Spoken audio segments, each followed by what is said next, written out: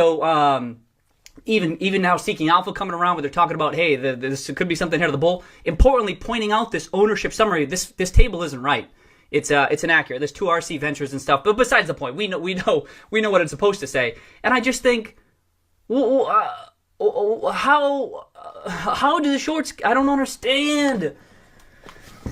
Are there any shorts out there? Are there any shorts out there who can who can just explain to me? I'm not saying that you're definitely wrong, but maybe I'm just too dense. I can't come around to this. I just can't quite get it, because I'm starting to get, I'm starting to buy into the idea that you're just on the wrong side of the trade. And if you're on the wrong side of the trade, if that's the case, and we're getting every week that passes, we're getting closer to the new consoles, and at any given point, there could be a 13G filing, a partnership announcement by the company, something on the digital front. You know what I mean? That gets people talking like, look out.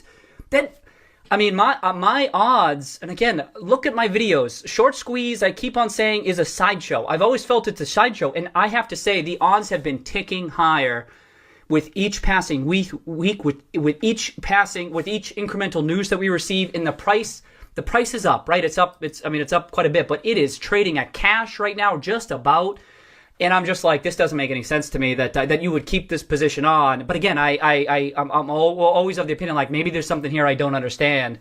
But and then I'm watching the price action. The price action is sticking at 11. It's sticking at 12. It's like, if this was just like some temporary blip and our fundamental thesis was flawed, like, the price would likely be giving back some of the gains, right? It's just up, up, up, up. This is like a painful variation of a short squeeze. People talking about overstock, like that's a type of short squeeze you can have. It's like a Tesla type short squeeze. Sometimes you have it like up in a couple of days. Like, there's different versions of this. I don't know. There's probably other books out there written on the different types of potential short squeeze. But now you're getting to the point of like VW Porsche. You know what I mean? With the, didn't I see a tweet? I thought I could have sworn I saw a tweet where I'm like, you're getting into this territory where you're running out of float. You're running out of float. And let me just pull up here's the number of shares short, right? About 68 million as of September 30th. We don't know what the latest is. Now I'm increasingly viewing this as potential buyers of the stock. 68 million bona fide buyers of the stock in potentially the near-term future. What the hell does the stock price do what happens if that's the case?